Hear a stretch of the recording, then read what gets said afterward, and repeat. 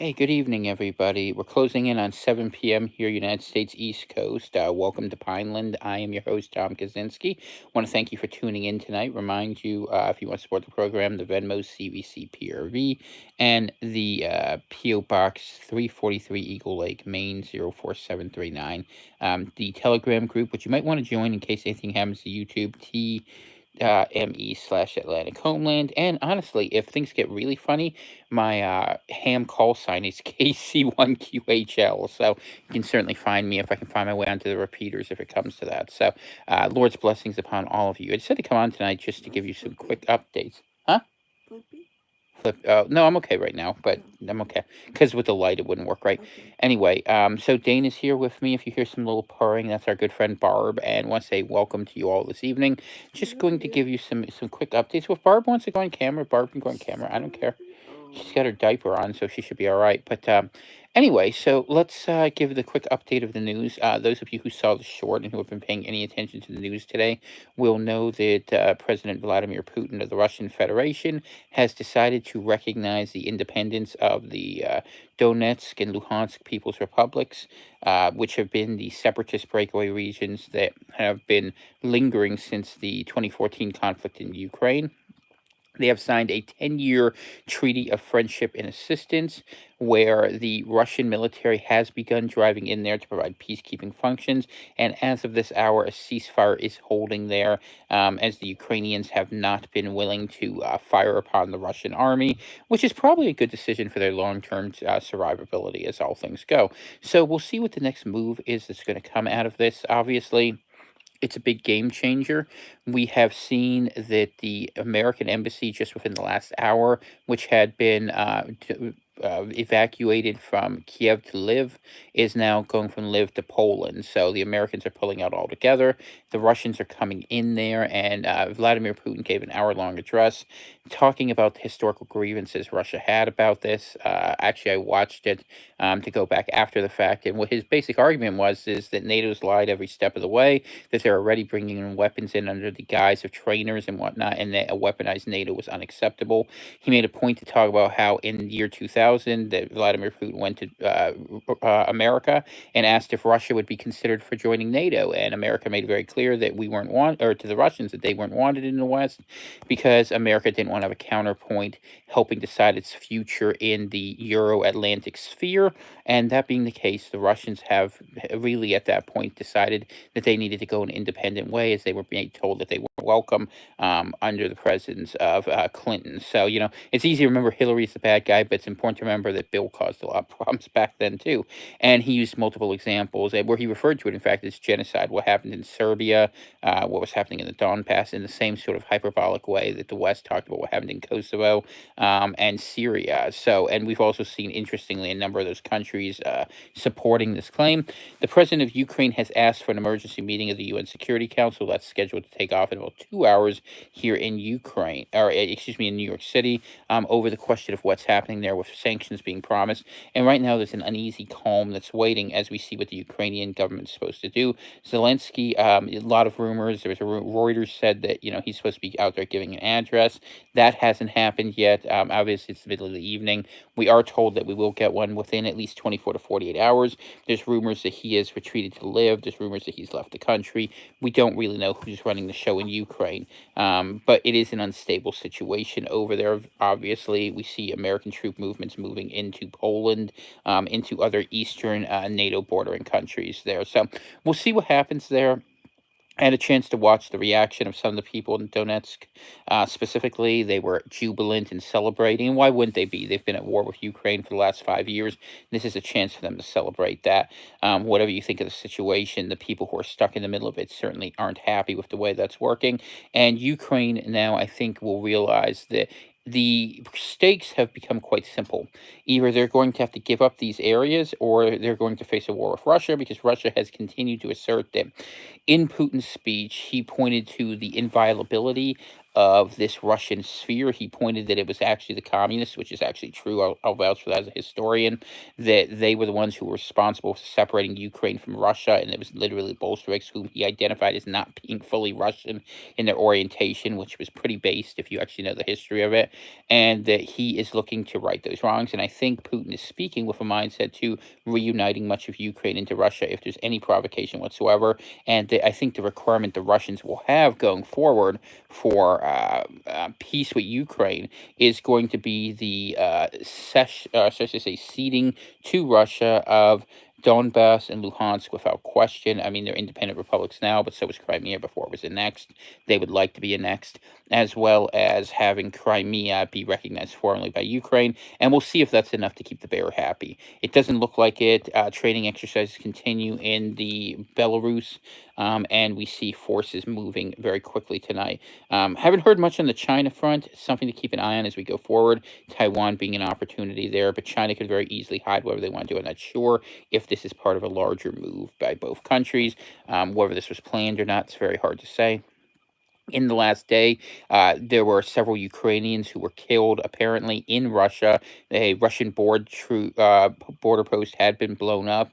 Some people claim this is a false flag by one side or the other. I don't know, but the fact that that was blown up, the fact that there is a Ukrainian POW from earlier actions today, perhaps that was what pushed Putin over the edge, although rumors had been floating for quite some time that this would be happening. So, what should we expect from here? We should expect Ukraine within the next day or so at most to be required by Russia to make a decision whether or not they're going to recognize these things or they're not.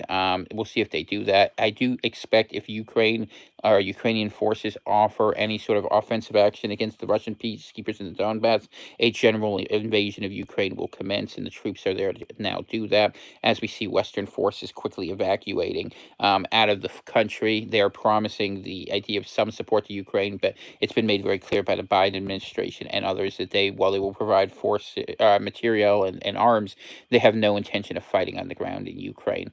And so Ukraine will have to make a decision, based on those facts. Now, um, another thing, let's talk about some of what's happening in Canada tonight. So our dictator Trudeau up there is having a vote on the Emergency Act that is scheduled for 8 p.m. Eastern time. Whether or not that will be permanently put into place, they've been having debate about it all day, so we'll want to keep an eye on that. A lot of frustration up there from the Canadian people that they've been basically castigated as terrorists for the very thought of their political beliefs, and we see that at the same time that we're seeing the American convoy get ready to roll its wheels up. So this is what's happening around the world tonight. I came on really because I just don't see anyone talking about things, and there's too many things happening in the world for us to be completely silent about it. So I wanted to give a quick update. If there are any specific questions or comments that anyone here wants to make, I want to say hello to Joseph, Patrick, Free Green, Brian. Happy to share any of those, with the larger audience. Right now, we're in a strange sort of situation. This could just be this, or this could very quickly expand into something else. If a general war breaks out in Ukraine, it will probably go out of control very quickly. It does not necessarily seem like the West wants to provoke it because they've actually been holding off even on the announcement of sanctions over what happened in Luhansk because they don't want to poke the bear right now, even though they've done nothing to that. So we will see what happens. What is the best case scenario? What is the worst case scenario? Worst case scenario, as was it the Danny DeVito character in Jewel now said, I'll end up with Chicken McNugget. um, what is the best case scenario and the worst scenario? Well, that I won't say best and worst. Here are some scenarios that could happen. The most peaceful scenario and the sanest scenario at this point is for Ukraine to sit at the table with Russia, to seek a more general peace with them, and to give up those regions unilaterally of Crimea, Donetsk, and Luhansk to the Russian sphere in exchange for an agreement that they will no longer be interfered with. If they're trying to do this from the moral perspective, they could say, well, they could give Russia the guarantee that they're not going to go into NATO, or they could, if they want to be more provocative about, say that you don't have the right to tell us what to do. Even Putin said, in fact, that is accurate. but that these regions will be ceded, and that will probably lead to additional conflict where Russia may decide to annex. What would happen in an invasion? People have questions about what that would look like. Would they go into the southern region of Novorossiya to the city of Odessa that's there to Kharkiv? And as it works out, the thing for Ukraine is my understanding of what's there. And if there are people who know better than I do, you're certainly welcome to share it. But is the resource valuable parts of the country are really in the south and the east. That there are the access to the Black Sea as well as the industrial regions of the east around Kharkiv.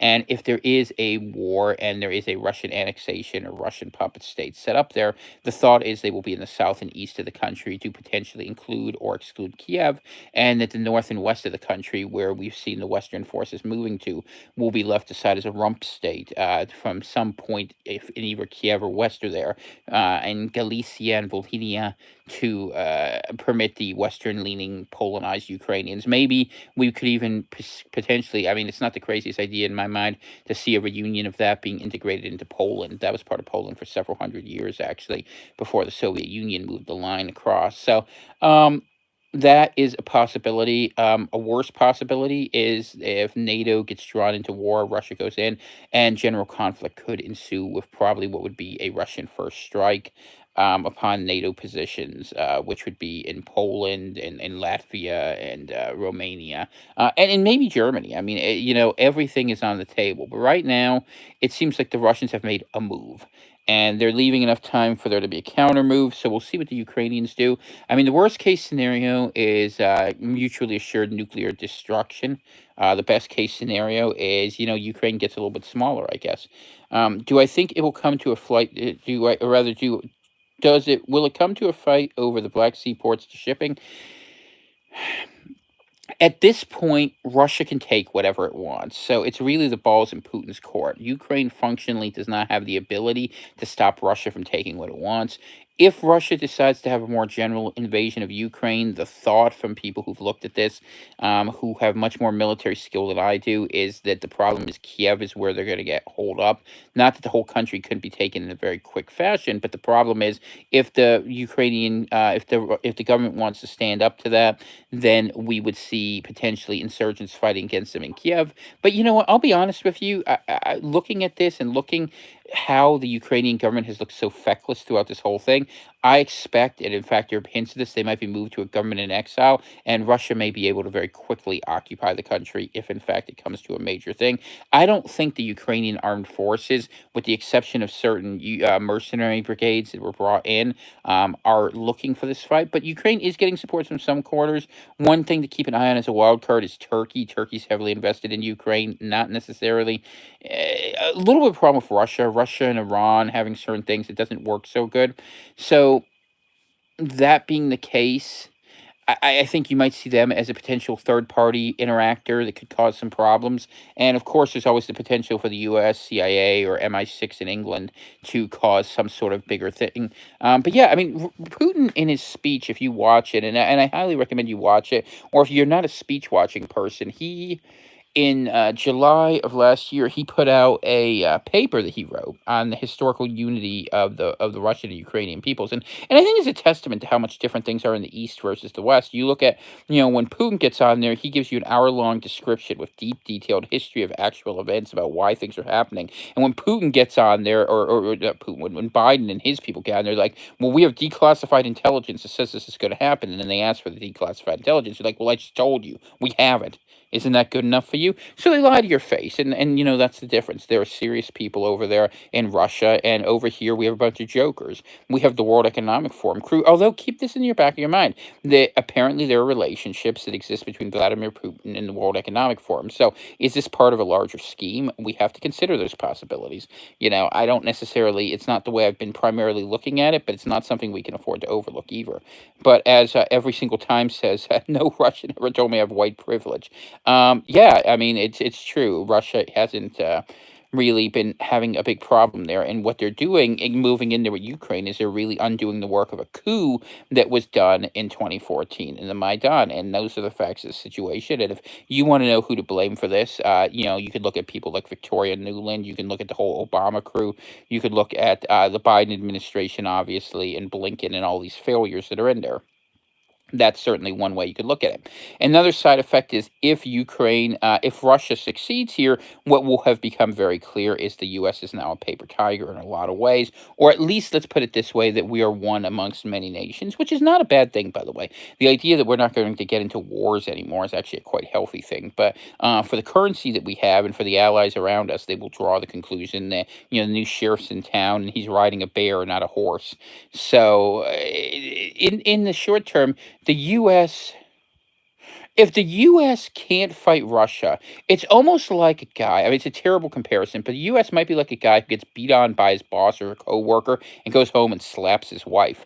I honestly think the U.S. is going to look to pick a fight with someone very soon, and even if it's its own people, they might choose to do that just so that they can maintain some degree of control. So I don't know what you should expect for that, but I think that this is a highly traumatic experience, and it's one that moves the wheel forward back to, or it should moves the narrative back towards away from this thing where after World War II there was a decision that was made that the inviolability of borders they wouldn't change because of wars and offensive actions, but Russia here is putting that lie to rest that borders are going to start changing again because countries have militaries.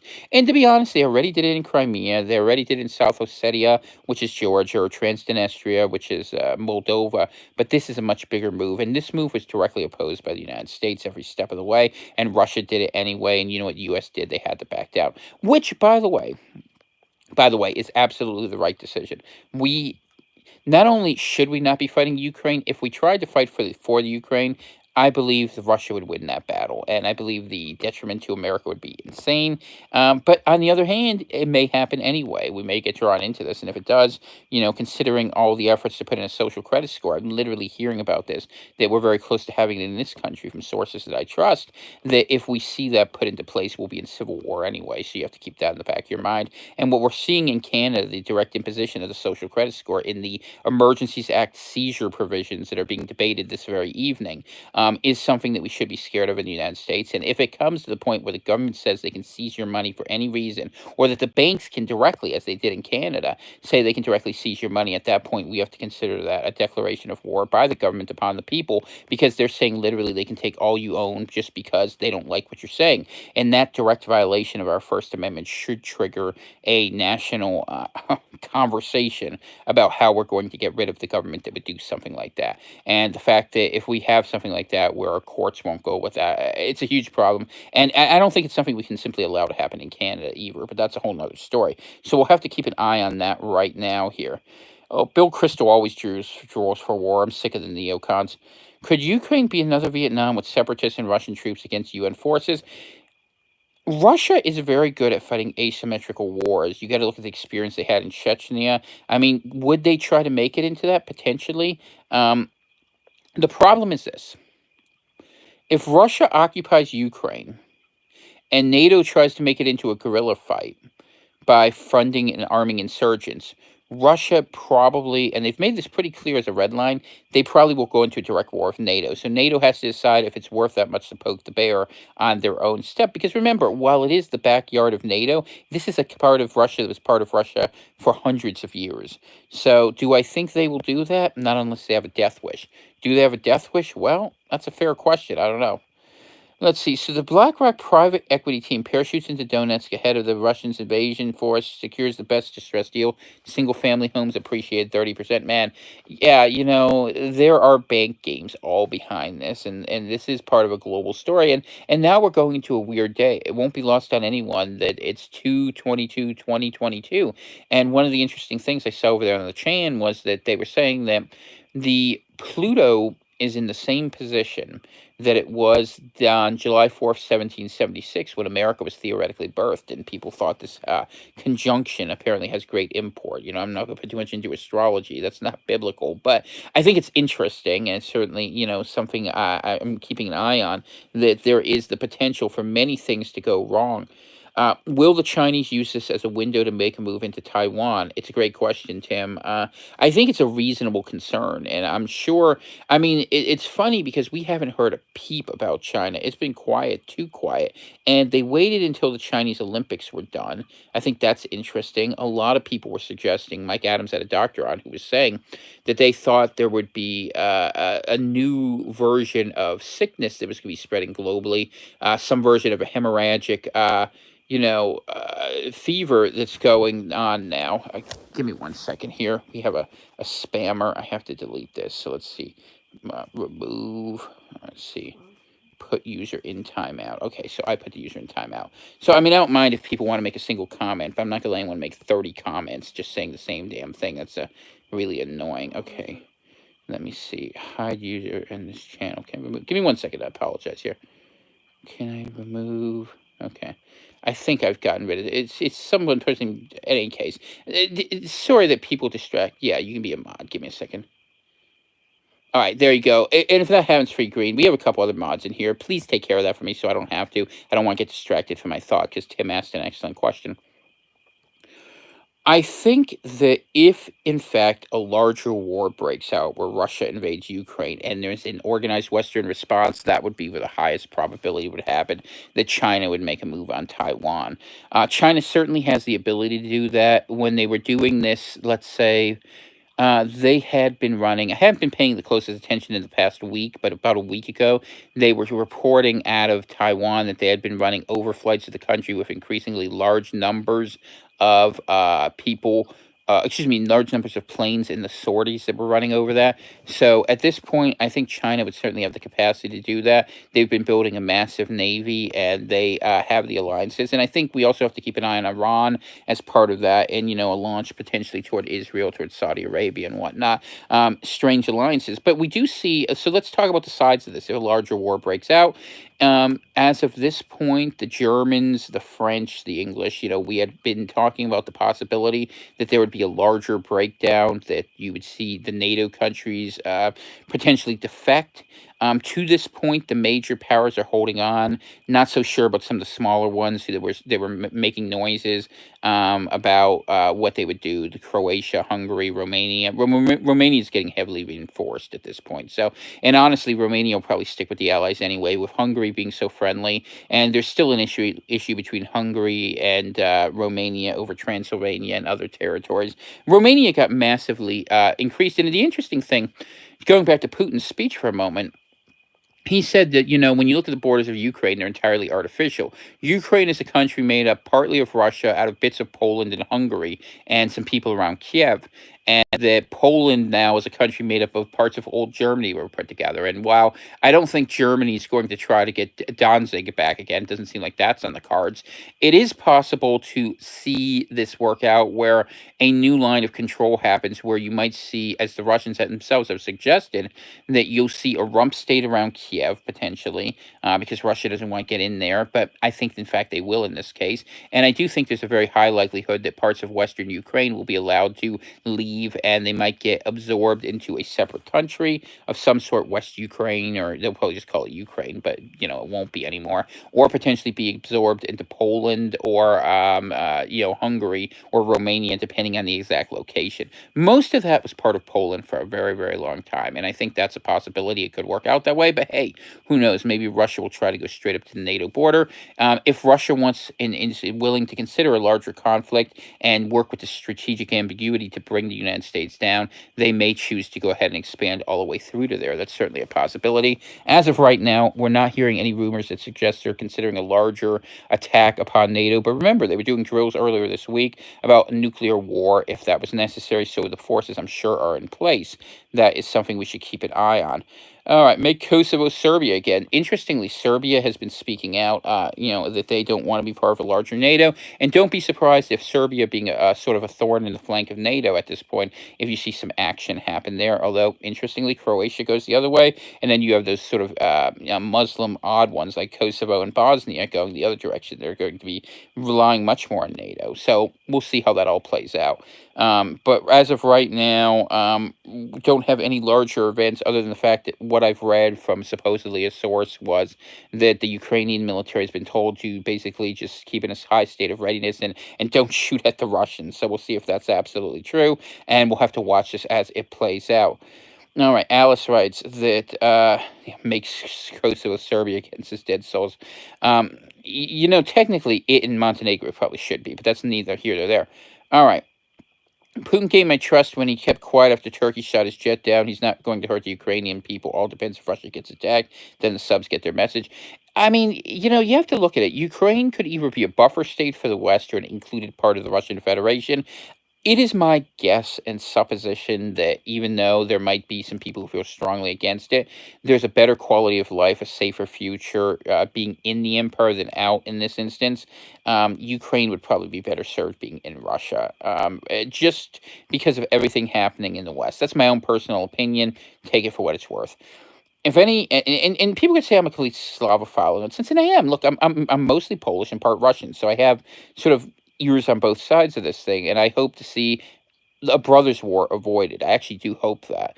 On the other hand, I do recognize the evil of the world banking system is perpetuated by the West. That it plays on the fears of certain countries in Eastern Europe, and that the ultimate threat we're facing is something that's an impact to the American people and the Russian people. It's the banks that are behind it all, and I would like to see people speak more vigorously about that, especially as you see the World Economic Forum turn the whole West into vassal states, which should be disturbing to people. It's certainly disturbing to me.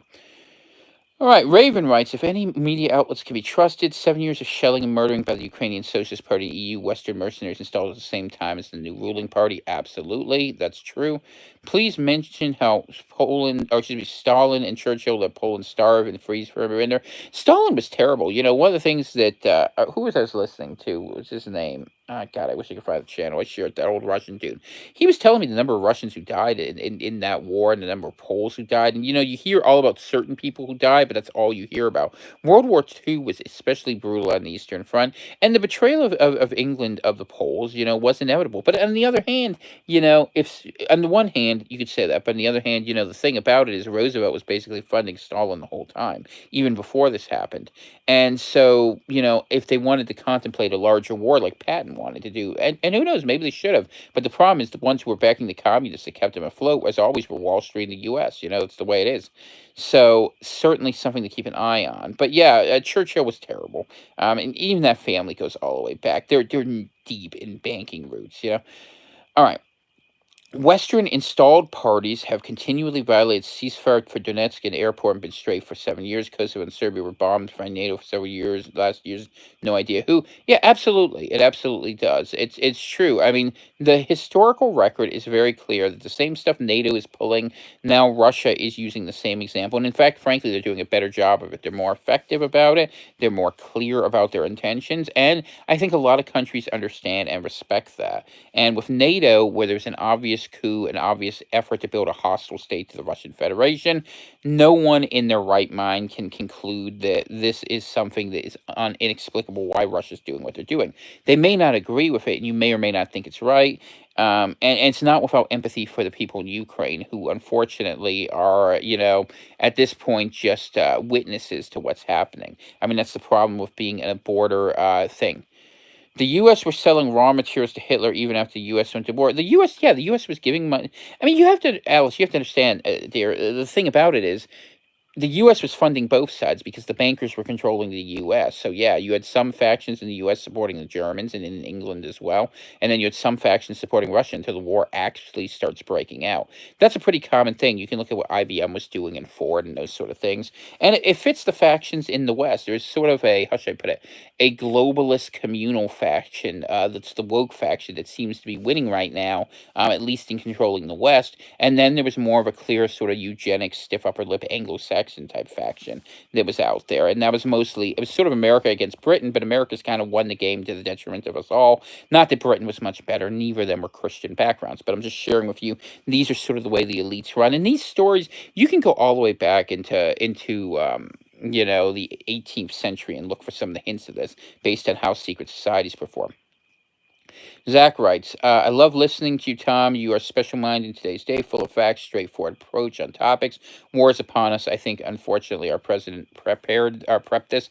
Yeah, I mean, they knew it was coming. And I do think they're trying to stay out of their way. I give them credit for that. Um, America's going to go undergo a series of challenges as we reduce our status in the world and we are going to become a more impoverished nation.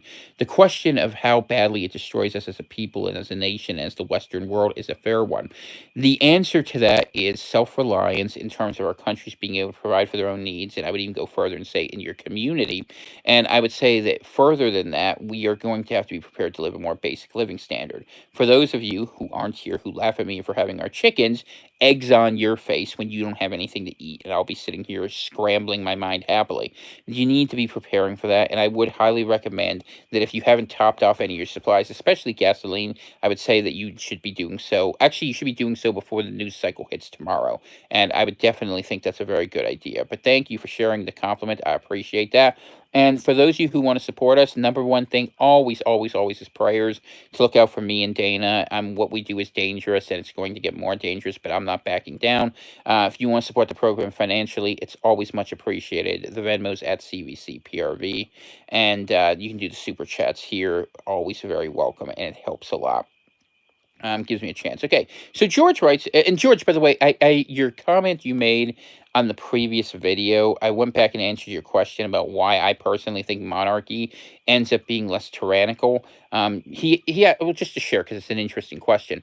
He had asked me how it is that if I am someone who supports government not doing certain things, why would I be a monarchist? And I'm oversimplifying, but my basic argument was that monarchies, when well structured, cannot do as many things as like a major bureaucratic system can, and therefore they're incapacitated from doing things. You have to kneecap that, but well, how can you be someone who's a monarchist and not a statist? And the answer is because I believe a good monarch is almost a cultural leader. They put the nation together and let the statecraft be run at the local level on everything except like war and should I say basic immigration, military affairs, diplomacy, stuff like that, trade between countries. You need a national government for that. But basically, you want a weak national government, and we've seen the value of this in the United States of America. There's no question of it. Having sheriffs be strong in the English system has served us well. And when you see that the Europe or like a country like Canada, who's given that up and instead given away to a federal police, imagine in Canada that you had strong sheriffs. What kind of opposition might they have offered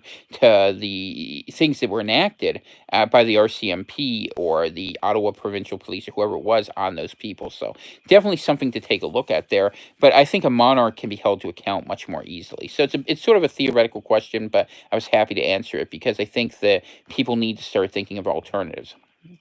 Okay.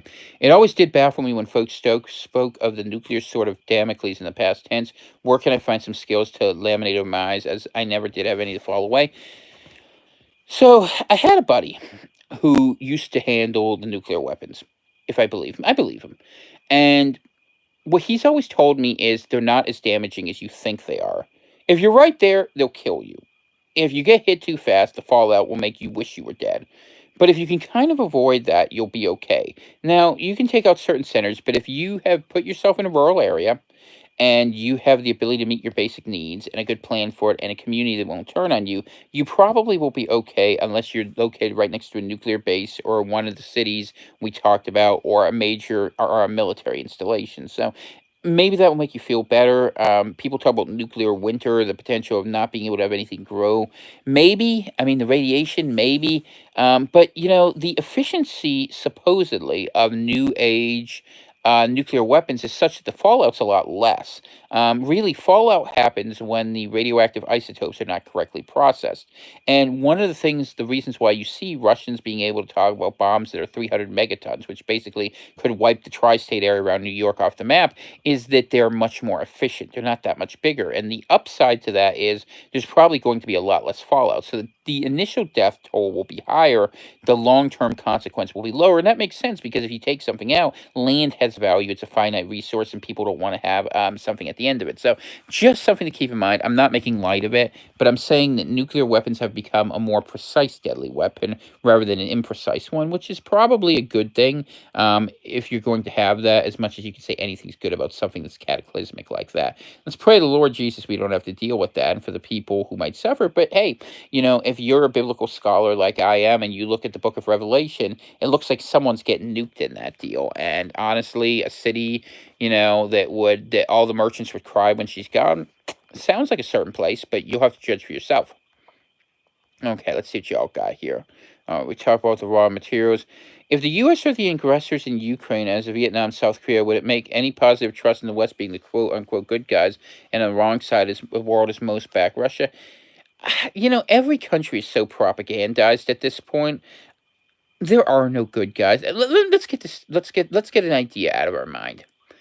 There are no good guys in geopolitics. Okay, it's just not the way it is. There are people who look out for the interests of their people within their country. I think Putin does that better than a lot of leaders. I think Bolsonaro's another one, and that fits my or Orban to some extent. But they all have problems too. There's certain issues I think they're terrible on. Um, Elites outside the West tend to be invested in their nations for their survival.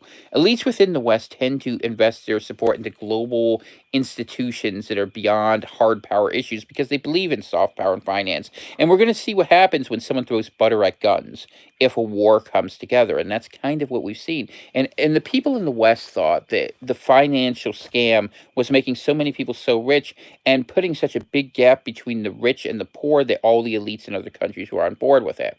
And to some extent they were, but in some extent they were still invested in the older model. So we're seeing the imperial model come back in a real way that is nation state based. And some reasons it's moral, some reasons it's cultural, it's historical. But the finance system fails when it stops being new markets, and it fails when it only has debt and not productivity. So we're going to see a big decline here in the West because they're working on a model that they thought, I think the Chinese were on board with it, if not the Russians, and now it appears to be quite the opposite of that. So that's kind of the way I look at that. But I don't think there's a good guy in this. I think that people will see where their interest is. For instance, I have no problem with what Russia's doing, and I look at it from the perspective of at least they're not a so blatantly a bank run power, although they probably are. We should pray for the Ukrainian people, and we should pray for the Russian people, the people in Donetsk and Luhansk. We should pray for all the people out there, especially our brothers and sisters in Christ all the times. This world's going to get dangerous, and the more dangerous it gets in one place, it can spread very quickly, much like the COVID panic did. The Western slipstream media, writes Raven, outlets in conjunction with hypnotic technology and broadcasting will sell whatever's needed to brainwash TV addicts. Unfortunately, that's true. And they'll eat it up because people, even when people know it's a lie, it's not worth fighting it given what's out there. I don't mind being poor. I just hate having to worry about the crime. God help and please. Yeah, no, I understand that. That's amen, brother. Do you think U.S. and Canada will evacuate mostly Ukrainian women and children like in Afghanistan? My understanding is that the oligarchs have already fled. That the people who can are going to be fleeing to the west of the country. But to tell you the truth, Ukraine is not a very good country to live in. So the average Ukrainian might actually experience an increasing quality of life. The situation is if it just ends up being this, or if this thing is contained to Ukraine and nothing else, the situation might be slightly akin to what East Germans experienced with West Germany after the wall fell in '89. And it took 10 to 20 years for really the integration to happen. Even now, it's not really full. But what I think is very, very possible is that we might see how should I say this? Let me grab a drink of water. We might see the reintegration of Ukraine into Poland being sponsored by the EU. We might see the integration of the people who are in Western Ukraine who don't want to be a part of that because they were part of Poland for a long time. And conversely, we might see the integration of Ukraine into a larger Russia. And we might see the erasure of Ukraine from the scene, much like China did to Tibet. I mean, frankly. And I think that would take a couple generations, but, we'll have to see that. All right. All right, let me go back through your questions. All right, bum bum bum. Well, the thing about, so he asked the question about immigration. Russia is very male heavy too. So getting all those Ukrainian war brides is probably something that will work for them. I think that's the case. I think Russia without nukes could take Europe. Putin talked about it in a previous interview. He didn't seem to think that was so likely. But if they have hypersonic missiles and can take away war or air superiority, that could happen. But I think if you had Russia get much past Poland, you would see the usage of tactical nukes by the West, which was a problem even going back to the 80s. It's worth, if you are going down the historical rabbit hole, you can look at something called Operation Able Archer. And, there's actually a book that theorized this. It was by one of the generals of NATO. I think his name is John Archer, but I'm not swearing by that. And he was talking about a hypothetical Third World War and how it would break out. And eventually, the West, given the tank differential, probably would consider using tactical nukes to slow down the Russian expand or move forward. So I'm hoping to avoid that Russia doesn't invade NATO, and that now we just have an uncomfortable line. And maybe that works for all the countries because it gives them an excuse to have emergency acts against their citizens, where they can put in the global social credit score system to reinvigorate the debt-based economy by having war bonds that are set up as patriotic things, and to allow all of them to crack down and dissent. Never forget that the governments are all against us. And even though we may have a little bit of an affinity toward one side or another, there's not really a good guy in this game. You want a good guy, look for Jesus Christ, or go find someone helping, some homeless folks. You're not really going to find it in this game, but you have to understand it. Okay, let's see here. Yeah, mercenaries have been inserted to attack the Western population. Russia taking over all of Europe is as likely as Canada taking over the U.S. I don't think Russia wants to take over all of Europe. I think that they want to reintegrate Ukraine. I've read Putin's works on this. He might have an interest in the Baltic states. Um, if a major theater war happens against NATO, maybe there, maybe Moldova, maybe Georgia's more likely, I think. I mean, but Russia's interest is not to get further into the West. They see the West as a dying thing. Russia's security interests, they can't get too caught up in the West because, frankly, they have to watch China and their eastern flank. And I think you saw that, interestingly, when Kazakhstan had that little coup, whether China or Russia was more able to engage, and for that's kind of an important thing because that gets Russia into the game with resources and military. Where if you don't have the amount of people, you need to be able to fight a little bit better. And what we are seeing is the logical configuration of Russia that I think Putin would want, honestly, would be to re-include the parts of Ukraine that they want, Belarus. That you would see that include potentially parts Georgia, Armenia, maybe. I mean, Azerbaijan's more of a problem. If Turkey fights a war against them, they might pay the price because they're friendly to each other. And then Kazakhstan, and avoid the smaller stans because that's really where the value is for Russia. And you see this in the Union State and in the actualization of the Collective Security Treaty Organization. There were efforts, some of those Taliban that were released after America left, oddly enough, working maybe for the highest bidder, ended up dealing with these Central Asian countries. So we'll have to keep an eye on that piece too as this plays forward, because this is what will happen. America will try to commit asymmetrical warfare, doing color revolutions on the border and making Russia do like they did in Afghanistan, spend themselves into oblivion fighting a war. But the problem is, at this point, the debt scenario is reversed and the productivity one as well. Russia's a sustainable economy in a way that America is not, and the Russian people are used to deprivations in a way that the West more generally is not. So that's kind of how I see that bit and piece working out. But people can have different things. Kamala looks even more scared that she's in office than I feel about her being in office. I find her being in office to be mortifying. Yeah, no, she ain't it. I mean, we need something better. I mean, if we had a military worth speaking of, but we don't anymore. They purged that. They had to get rid of it. What Obama did, if you really want to be honest about it, was he got rid of the people who could produce solutions in a time like this, and now we can't see that unless we see something where people outside the government somehow become the government. And that's something we'll have to watch for. But for the time being, I hope these idiots just don't make things worse than possible, and they got to get to their next business, which is fixing an election with a regime that's incredibly unpopular, even with their own supporters here. Maybe they'll try to do something off the board to change the story and say, well, we'll forgive those student loans or something, try to get some energy going. But I don't know how they're going to do that. Russia's three-pronged attack could be in Paris and Moscow. I mean, the problem isn't conquering things. Napoleon conquered Moscow. Can you hold it?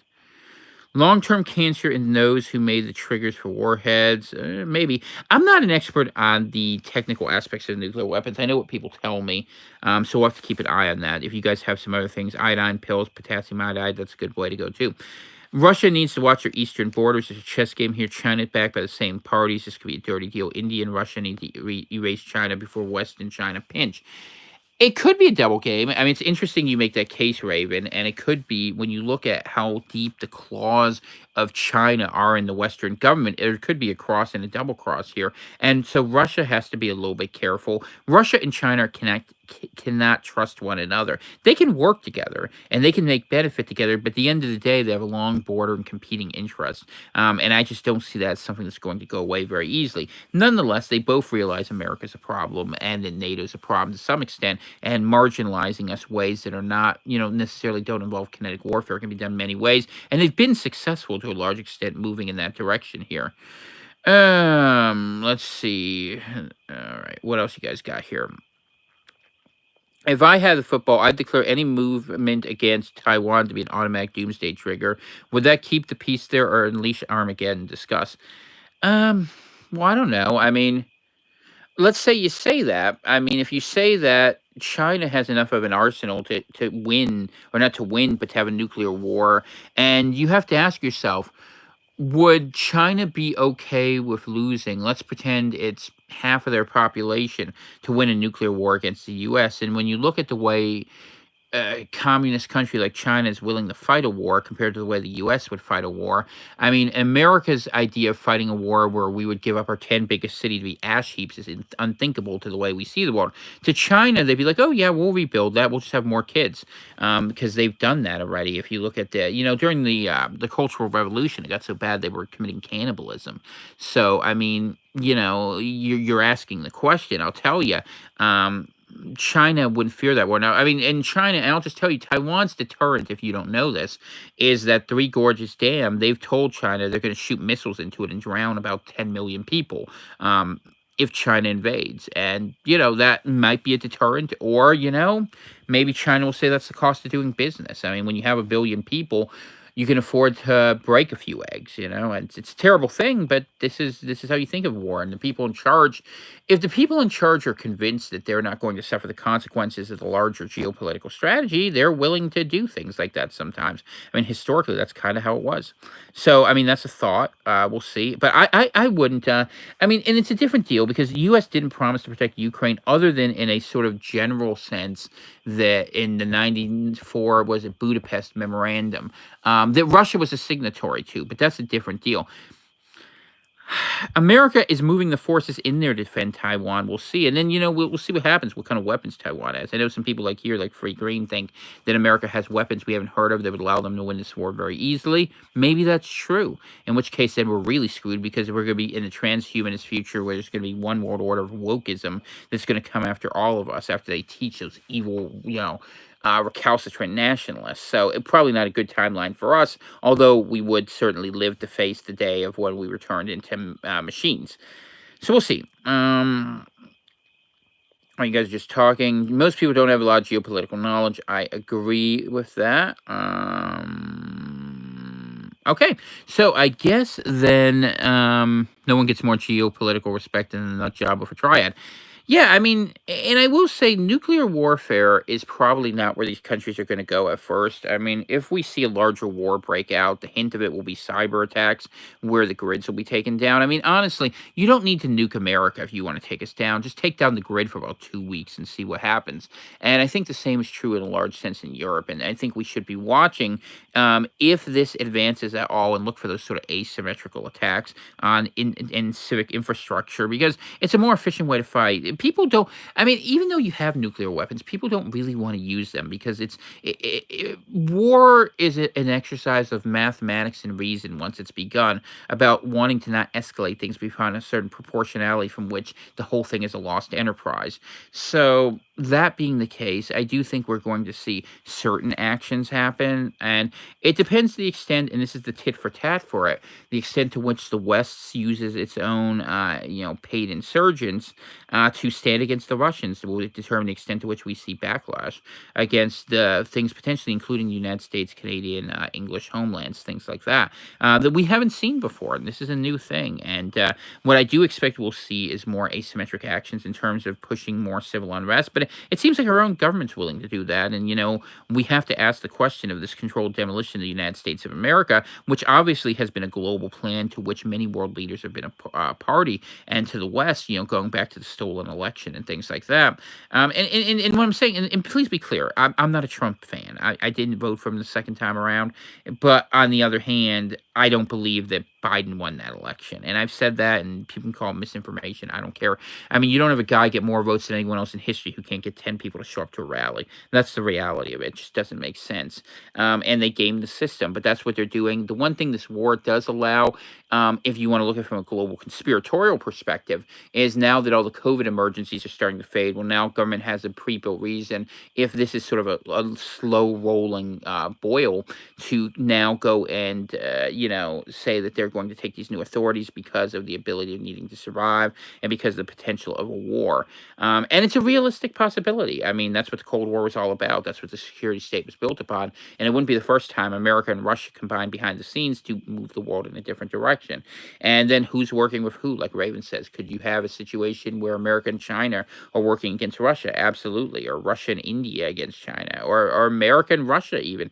There's a lot of stories you read about behind the scenes where the communists were there, working very closely. And people assume Putin's a nationalist, but on the other hand, this dude was ex-KGB. He had relations with the World Economic Forum, and anything is possible. So we won't really know that. What we do know is we can stay out of the way and hope that we don't get into a larger continental-wide conflict. I think that's certainly the case. The U.S. should impose a global government ASAP. Just saying, God knows that'd be a terrible idea. I understand the logic, though. I do hope Ukraine keeps its cool. Moab's EMP triggering availability, current Holodomor technique will take longer, but still effective means of winning with less resources risk. Yeah, I mean, Russia's been very proportional about this. If someone goes off kilter, I think the U.S. is more likely to do it. I mean, honestly, look at the sort of people we have in leadership. These are not people who are there because they're cool actors. They're there because they're emotional, and they may do things that are irrational. So it's something to be worried about. There's HARP, energy grid. Yeah, no, we know about HARP, absolutely. Nothing will make Taiwan safer than if the U.S. wasn't there or a saber rattling. I don't know if Beijing wants to go in there, but I think they're gonna I think we're gonna see this Russia thing play out a little bit, and that's what we're gonna watch. So we're coming up at 8 p.m. here, and that means I'm gonna get going. I gotta rest for a little bit before that goes on. I want to see what the Canadian vote is in the Assembly, so go watch that, the House of Commons. At 9 o'clock, I think the Security Council could make for good drama. We'll see how much of it's an open session and how much of it's private session. It's interesting. The U.S. was moving a little bit toward the Russian position before this happened, supposedly toward a moratorium, but I think the fact that the U.S. was promising peace with one hand while you see insurgents that were being backed by indirect actors and the other convinced Russia that this just wasn't worth doing. And they did everything very much by the book. You talk about Kim Jong-il and Kim Jong-un. And the thing about it is, if I had a country, I'd probably want to have nukes too, because the reality is that you can't trust countries to not lie. That's what they do. That's what they're always going to do. Governments lie. And you know what? You want someone who doesn't lie, you listen to the words of the Lord Jesus Christ, or, you're not going to get that from anyone in politics. Even on a channel like this where we try to do honest analysis, we're guessing a lot. We have to be.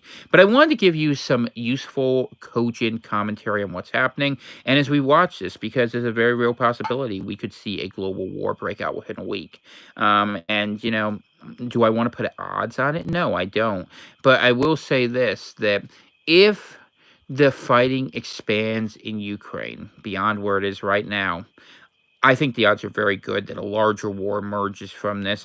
And I think it's very difficult for the West not to get itself drawn in, because even if it doesn't want to get in there directly, Russia's made pretty clear that indirectly this will be a problem. Now, Russia can do a very quick invasion to prevent that, but even then, if Russia's that successful, then, like you say, Taiwan and other dominoes will go out there. And how many fires do you put out? Which is why America should, is going to need a massive reorganization, and as is the West, into what we're actually supporting. And if we had sound leadership and we had countries that made sense, we could do that. But the truth is, the governments are at war with the people. These other states understand that thing. And that being the case, they now are going to take advantage of a window of opportunity. And frankly, you know what? It's good geopolitics by them. Kudos to them. Let's hope the world survives to see the other side. But if not, and bad things happen in the West, considering all our debauchery and degeneracy, how can we really complain? To sinners eventually comes the justice of the Lord. And that's what we should expect to happen to us. So, what I would say to each and every one of you is be prepared, be smart, pray, keep your head on a swivel, and be sure to, if you have sins and you're worried about going to bed, make sure you repent of them. Repent every day. It's just a little lesson. Just say, Heavenly Father, I know that I fell short of what you wanted from me, and I just repent of my sins and ask you to lead me toward being a better man or a better woman, better person, and that I can do your will more in my life. In Jesus' mighty name, I pray this. Amen. Simple prayers are what God likes. If you read the Bible, that's why it says, forgive us our sins as we forgive those who sin against us. Those who trespass, those who commit things, and don't hold the anger against it. Just be smart. We'll be through this together. I will try to guide you through in terms of what I see happening. I may not be right, but we'll see what happens as we go forward with this. So God bless each and every one of you. Thank you again to all those who support the program. CVC PRV, P.O. Box 343, Eagle Lake, Maine, 04739. And I will be back unless something weird happens tomorrow morning. So, yeah, he who cares the least wins in negotiations. The people who Putin's a good player. He's a smart player. Right? He'll do all right. If things get out of control, it'll be because the West pushes. The Bear is being very clear about what will get you smacked down, and we'll see if they want it. That's what's on. And just know that. And it's not to say it's not as simple as just to say that only the West is responsible because the Bear is setting the terms. It's not like that. But we kind of, if from the West, brought this on ourselves. This is something that was a long time coming. And hey, it's a multipolar world. If we were smart, we'd sit at the table with the Russians, Chinese, Indians, and do the spheres of influence thing. What's needed is a second Council of Vienna. But I don't know if that's going to happen because we don't have sane leaders who are invested in their countries anymore.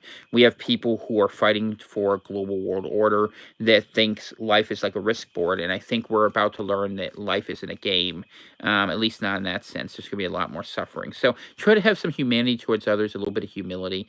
And like I said, God bless you guys. Have a good night. I get some rest. All right. Have a good one. Bye.